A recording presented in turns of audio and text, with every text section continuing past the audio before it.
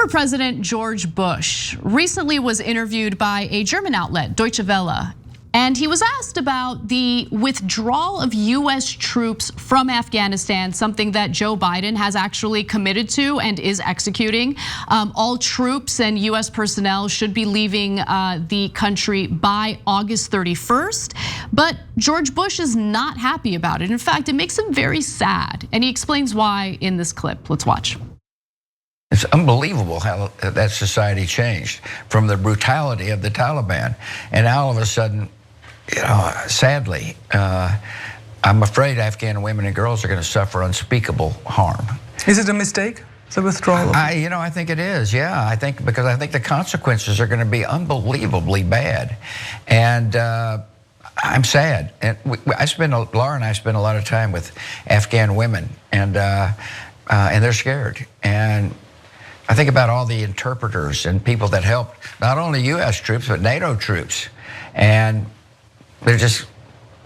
It seems like they're just going to be left behind to be slaughtered by these very brutal people, and it breaks my heart.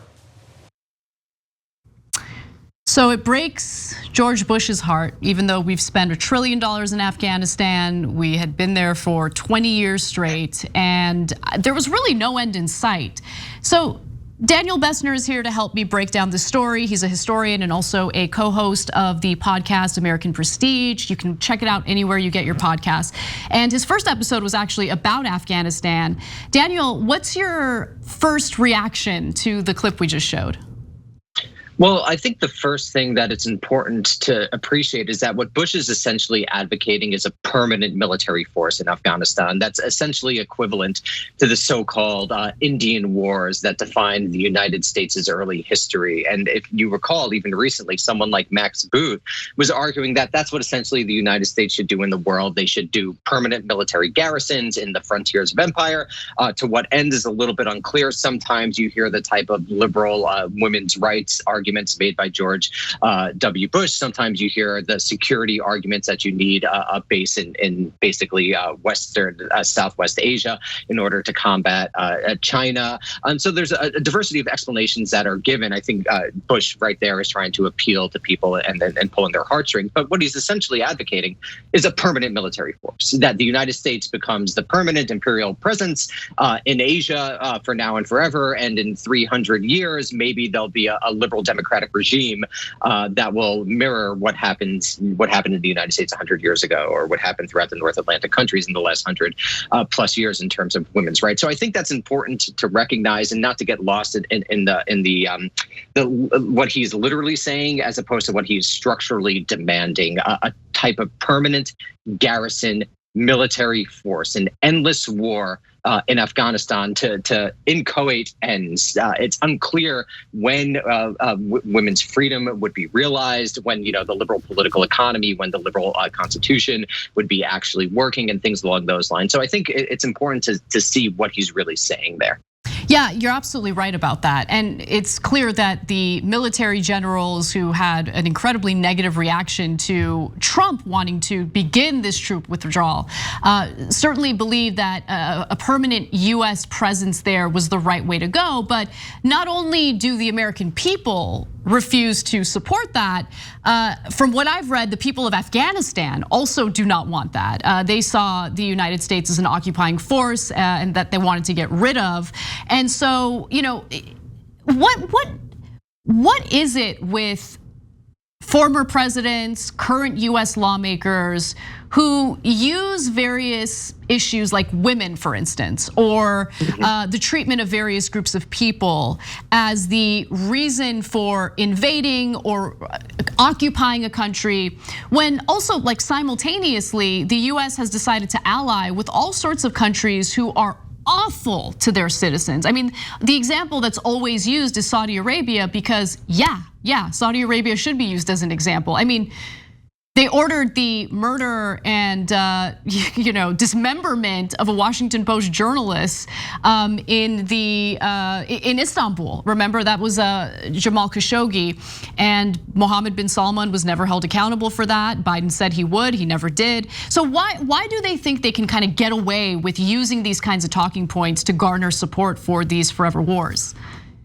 Well, I think what you're saying is exactly right. It's an instrumental and it's obviously a hypocritical argument. And I don't think these leaders really care about what's going on in Afghanistan in relation to the women there. I think it's just an argument made for other purposes. And I think the reason that they feel free to make these arguments and frankly aren't embarrassed by them is that they frankly have a contempt for the American public. There's no real interest in listening to what the American public thinks. There's no real interest in listening to what's happening in what people in Afghanistan themselves think. And so it's just a profound contempt for the workings of democracy. And this has been true in a lot of American war making for decades now. Famously, of course, the U.S. Congress has not declared war since 1942. And of course, the United States has intervened throughout the world since that war was declared. The statistic I like to give is that the United States tried to covertly overthrow regimes 66 times during the Cold War. And in, I believe, 44 of those cases, it supported authoritarian forces. And that comes from the book Covert Regime Change by the political scientist Lindsay O'Rourke. So the United States is not a country that has demonstrated in its actual actions any concern for people on the ground. And it's frankly a bit rich for someone like George W. Bush to argue this, given what he personally is responsible for in terms of Afghanistan, the war on terror, and the various violations of civil liberties that engendered, and of course the invasion of Iraq, which at its maximum point probably deracinated upwards of 37 million people. So it's just a completely hypocritical argument with no basis in any actual politics that shows contempt for regular Americans and what they might think about the world. Do you believe that contempt for Americans and just this refusal to listen to their concerns about these forever wars created an opportunity in which Donald Trump can exploit the failures of people like George Bush to garner support among Republican voters? Absolutely. I mean, throughout his campaign, what Trump showed was that you could criticize terrible foreign policies like the war in Iraq and essentially just get away with it. I think that was a big, not the sole reason, but a big reason why he was so popular, particularly during the Republican presidential primaries. It separated him from other candidates. It made him seem like he was actually telling the truth, that he wasn't trying to BS them. And I think that was a big part of his appeal. Now, of course, in actual office, Trump really didn't do very much different. He maintained what I would refer to as the imperialist status quo, but certainly the contempt that quote unquote mainstream Republicans, and I might add many mainstream Democrats, display toward the American people almost necessarily opens up a space for charismatic demagogues like Trump to come in, tell a truth that everyone recognizes is a truth, and to gain the political benefits of that. Absolutely.